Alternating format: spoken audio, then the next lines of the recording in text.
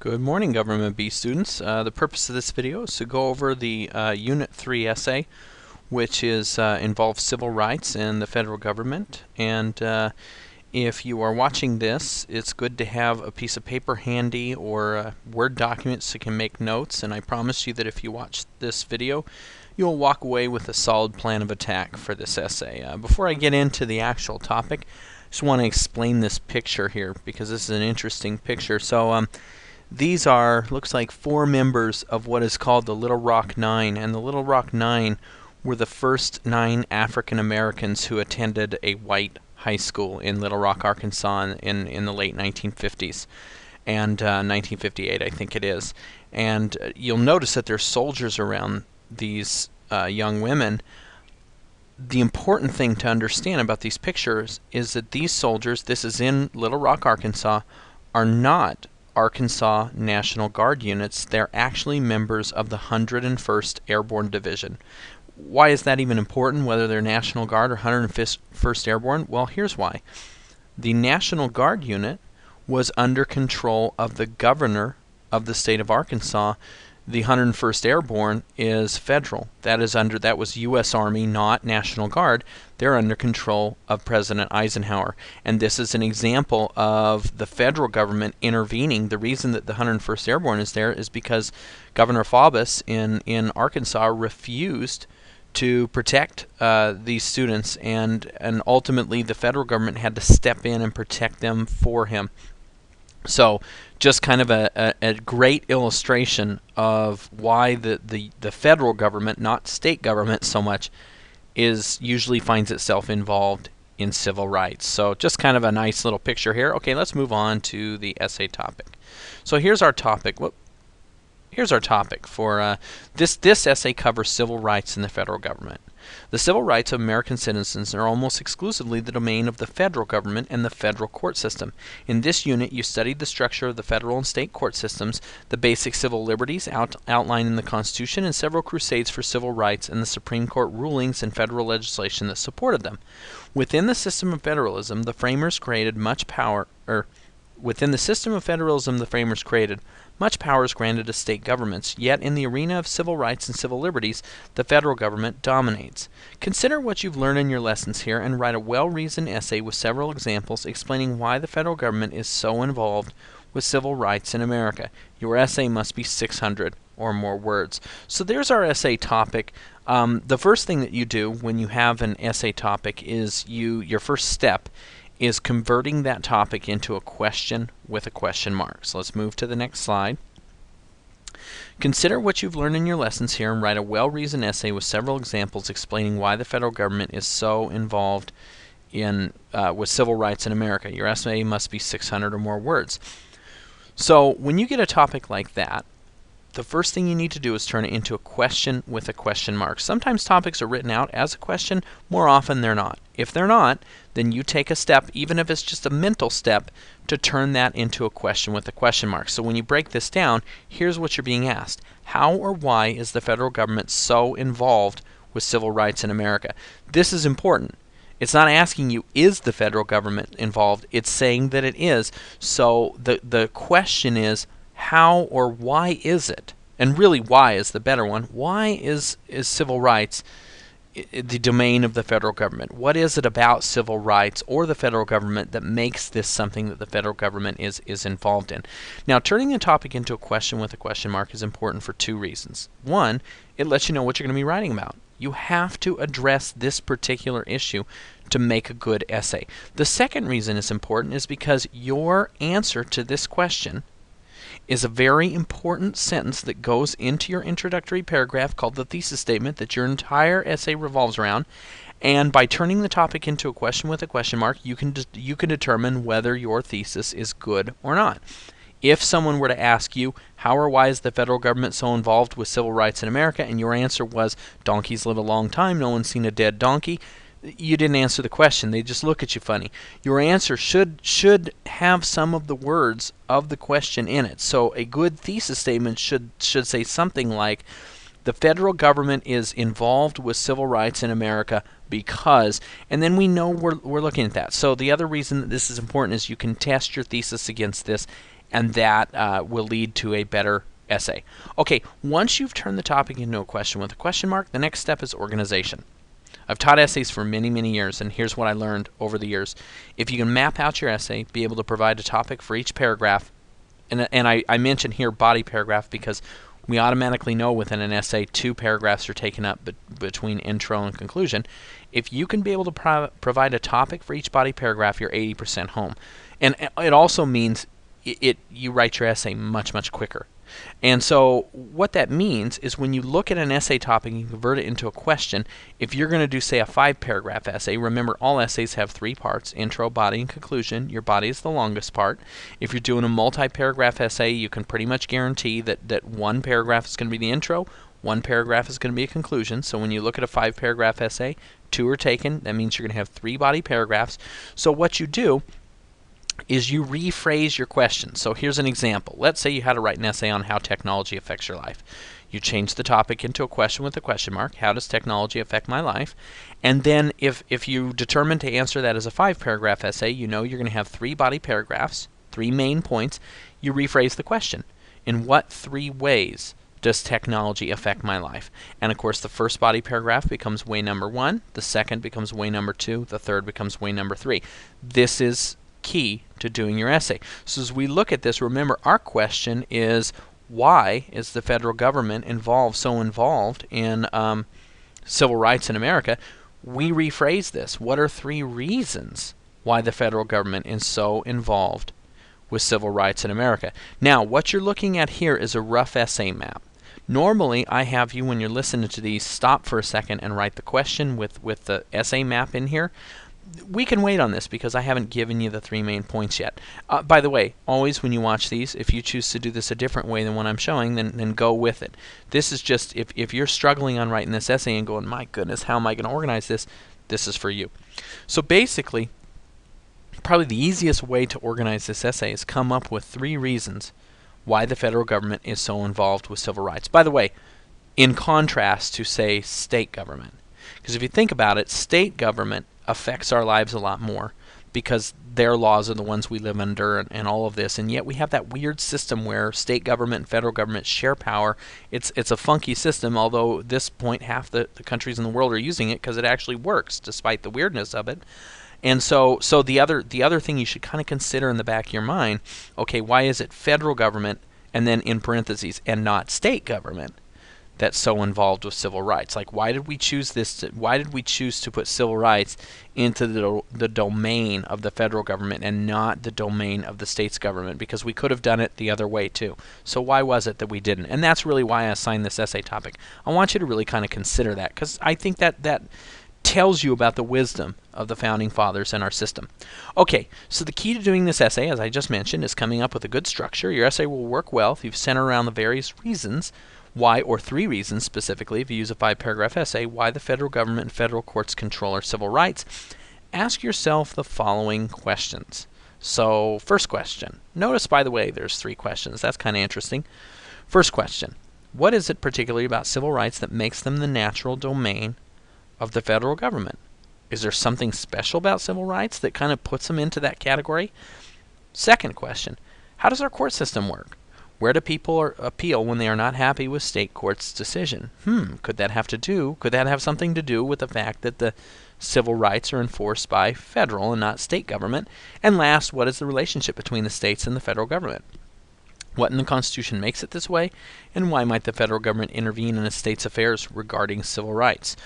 When has it done so in the past? And why? So these are things that you should ask yourself because the answers to these end up becoming your 3 main points. So let's take a look at each of these questions by themselves.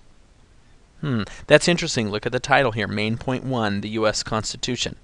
What is it particularly about civil rights that makes them the natural domain of the federal government? Well, first 10 amendments in the Constitution are civil rights, the Bill of Rights. The Constitution would not have even been ratified or adopted by the states if they didn't include this. So, well, that's a big deal. In other words, a big part of the Constitution is civil rights. So in other words, civil rights are specifically mentioned in the Constitution. Now, the federal government is bound to uphold the Constitution because the Constitution is the whole reason it's even around in the first place, and the Constitution is the domain of the federal government, not the state government. So that gives you a first body paragraph. So in other words, the first reason why the federal government is so involved in civil rights is because of the Constitution.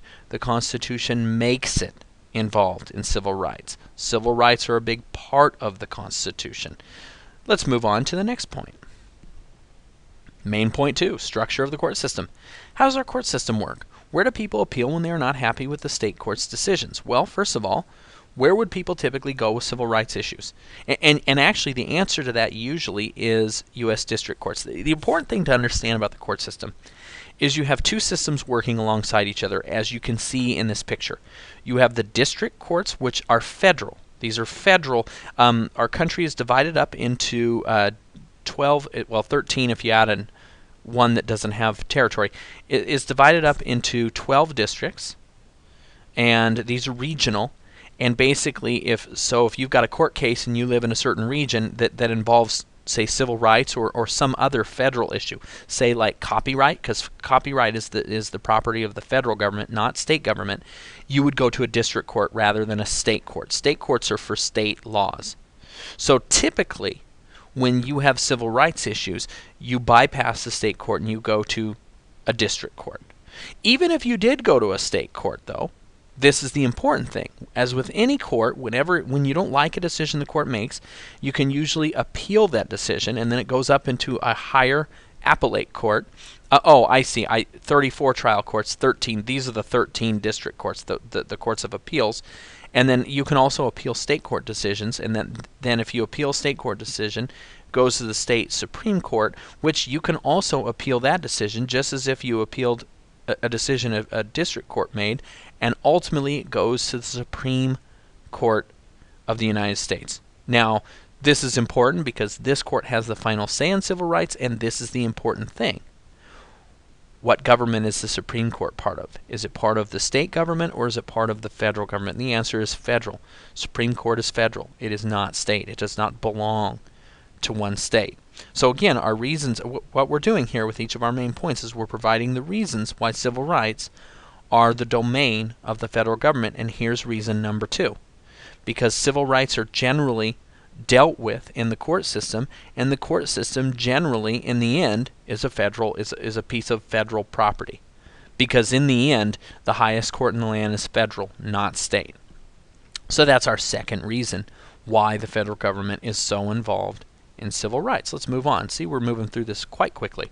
What is the relationship between states? Oh, our third reason, federalism. Remember, federalism is that funky system that the founders created where the states have some power, the federal government has other power, there's concurrent powers where they both share them. There's certain things that the federal government can't do and the state government can, and there's other things that the state government cannot do and the federal government can, and it's this weird system that has caused friction in the past because it's not clearly spelled out perfectly. But again, what's interesting is it's a highly popular system. We like it, and at the time that we created it was the only system in the world that was like that, but now about half the democracies in the world use federalism. So this is spreading, not shrinking. So going back to this, what is the relationship between the states and the federal government? I mean, really, are they equals? Is one higher than the other? What is in the Constitution that makes it this way? And why might the federal government intervene in a state's affairs regarding civil rights? When has it done so in the past, and why? A lot of questions there, so we'll deal with the first two. So first of all, the Constitution grants the federal government expressed, inherent, and implied powers. There's also prohibited powers that the federal government cannot touch. Federal government has the express power to enforce the Constitution. Remember, Bill of Rights is in the Constitution. And it has the inherent power to protect its citizens and, by default, their rights. So in other words, civil rights is both an expressed and inherent power of the federal government. Also, what is the relationship between the states and the federal government? Well, in the end, the federal government has to be on top and the states have to be on bottom. I mean, you can't have the states running the show. Federal government has to, although again, in our past, Civil War being the greatest example of this, in our past, we had many crises in our country of states' rights versus federal government rights, and this is one of those things that even today causes a little bit of tension. But here's the bottom line. The Supremacy Clause in the Constitution and the Supreme Court case McCulloch v. Maryland established that federal laws trump state laws. Now, that's not to say that a federal government can do anything it wants. For example, federal governments cannot create local governments within states. Only states can do that. But whenever you have a federal law and a state law concerning the same thing, the federal law trumps the state law. So that's pretty obvious. You would have to have that, because why would you do that? So now the real question you should ask is, why does this make the federal government in charge of civil rights? Well, let's take a look at this this next slide. Why might the federal government intervene in a state's affairs regarding civil rights? When has it done so in the past, and why? Well, here's the problem. Not all states have perfectly followed the civil rights as outlined in the Bill of Rights. And what you're looking at here is a picture. This is a picture of Martin Luther King being arrested during the civil rights movement, probably in Alabama. And the important thing to understand about this picture is that Martin Luther King is doing nothing illegal by federal law. The things that they did during this protest were illegal by state law, but not by federal law. And by being arrested and being in the papers and stuff, what was happening is the civil rights protesters were bringing attention to the fact that some of the states in the South were ignoring federal laws.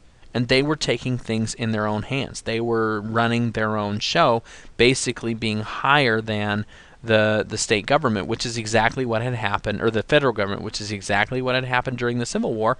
And of course, if you remember, in the Civil War, that got settled. The South got conquered. And what ultimately happened during the Civil Rights Movement is the federal government had to intervene and say, look, our law is the supreme law of the land, and you may want to do things differently, but you are part of this country, and you cannot do that. This is not your civil rights is our business, not yours. And of course, that kind of brings us back to why the Founding Fathers made civil rights the domain of the federal government. Because you cannot have one state that decides to treat a certain group of people differently than all the other states. That just doesn't work. And so the federal government had to come in and take care of business and force these states that did this kind of stuff to do things differently, because the law has to be universal for all citizens across all states. So that's the second thing with federalism. So again, remember, our body paragraphs are addressing the reasons why the federal government is so involved in civil rights, and the third reason that it is because of federalism. Under the federal system, states have some powers, federal government has others, and the Constitution and the Founding Fathers deemed civil rights to be one of the powers of the federal government, not the state. And of course, keep in mind that when they wrote the Constitution, the South was practicing slavery, and most people, even in those days, regarded slavery as wrong. And the Founding Fathers knew that sooner or later slavery would have to end one way or the other, and they wisely put the rights of people into the federal government's hands, not into states' hands, because they knew that this was going to be a really ugly, yucky issue. Matter of fact, you can tell that they knew because they didn't do anything about it. They said, let's just push this issue down the road and let's let the people of Abraham Lincoln's generation deal with this. And of course, even then it wasn't perfect, because you can see 100 years later people had to come back and protest this. Now, let's get back to the essay. So what I've just done is I've shown you 3 possible body paragraphs. So remember, our question is how or why is the federal government so involved with civil rights in America? And our answers are because of the U.S. Constitution, because of the court system, and because of federalism. So when you put your essay together, here's a good way to do it. You come up with an intro para that introduces civil rights and the federal government. You and address the thesis, the topic question, and then your first body paragraph gives reason number 1. Because of the U.S. Constitution, and you explain how and why the Constitution puts that into the federal government's power. Reason number 2, the court system. Reason number 3, because of federalism, and then you come up with a conclusion. Now, this is important if you are watching this to write your essay. This is the place you pause, you write that question out, and you write that essay map. And that makes writing this so much easier, because when you get down to that first body paragraph, you know all you're going to be writing about is the Constitution. You're not going to be writing about federalism. You're not going to be writing about the Supreme Court, just simply the U.S. Constitution and the things that, how the U.S. Constitution deals with civil rights, and then why does this make this a federal and not state issue. When you get to the second paragraph, that's when you're going to talk about the courts and all of this. So by making an essay map like this, it really organizes your writing and allows you to write quickly, easily. Let's move on to our next to the last slide, or the next to the next last slide. Okay, body paragraph detail. Don't forget when you do this essay that good body paragraphs are 6 to 8 sentences long. And each body paragraph must do 2 things. Describe the specific topic in detail. And then the second thing, explain why this causes the federal government to be involved with civil rights. Okay, number 1 is the information. Number 2 is the analysis. When you do, say, let's just use the court system. When you're doing your court system body paragraph, for the first 3 or 4 sentences, simply describe in detail the American court system. What are our courts? What is jurisdiction? Where do they go? Start with the bottom level and end at the Supreme Court. You can mention how many districts there are. You can mention that people can appeal when they don't like this, and that appeal goes. However you do it, you use detail. This is the kind of stuff you get in Wikipedia. You simply go onto the internet and U.S. court system, and you put 3 or 4 sentences of description in there based on what you saw on Wikipedia. This is the stuff that comes out of the encyclopedia. Next, what you do is you sit there and you look at what you've just done, and then out of your brain, not out of Wikipedia, you need to explain what you just did. So based on what you just wrote about the court system, how does this cause the federal government to be involved with civil rights? Well, a lot of the courts you just described are federal in nature and not state in nature. And then, of course, ultimately, the ultimate appeal goes to a federal court, not a state court. So you're going to kind of explain that. And same thing with each of these, It is the federal government's duty to enforce the U.S. Constitution. It's the state government's duty to enforce the state Constitution. So, of course, if the Bill of Rights is in the federal Constitution, well, of course the federal government is going to have to enforce the Bill of Rights and not the state government. Matter of fact, a lot of state constitutions don't even have that because they know that's not even part of what they do. Their constitution involves their state laws, not basic rights, because that's already guaranteed by the U.S. Constitution. So remember, as you do these body paragraphs, part of your stuff comes from Wikipedia and from the lessons and all that. That's the information.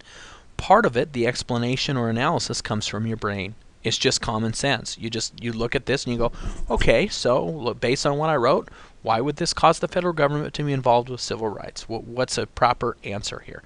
And that's what you would put. Let's move to the next to the last slide. Intro and conclusion detail. Don't forget your intro paragraph has to do 2 things. Must introduce the topic, which is civil rights in America and or the federal government. You could really go 2 ways on this. You could start by talking about civil rights and like what they are, and maybe give a very brief timeline of civil rights and what have you. Or you could start with the federal government, but somehow you have to weave civil rights in there. Or you could try to do both, the civil rights and the deal. The guideline is to how you start a topic, an intro paragraph, is this. You write down the answer to the topic question. How or why is the so you would write, the federal government is involved with civil rights in America because, and then you say, what would my reader need to know in order to understand that statement? What background information would they need to know? For example, if I was writing an essay on World War I, and I said, the causes of World War I were, well, it would be good to introduce my reader to World War I before I said that. So it's the same kind of thing. You want to talk about civil rights in America. What was the progression of civil rights in America? In your conclusion, you must remind the readers of the topic discussed. Remember, your conclusion is a restatement of your intro. And then you must restate the thesis. So there's your information there. There's your intro and conclusion detail. You got the body paragraph detail. You've got the essay map. So at this point, you have everything you need to write this essay. Don't forget that I also include this PowerPoint presentation. I attach it to the assignment at the bottom of this. And there's only one last thing. Now, go out there and write this essay, and I'm looking forward to reading it. I hope this helps you make a good essay, and if you have any further questions, please don't hesitate to get a hold of me. I'm happy to help you. I hope this video has helped. Thanks for listening. Take care.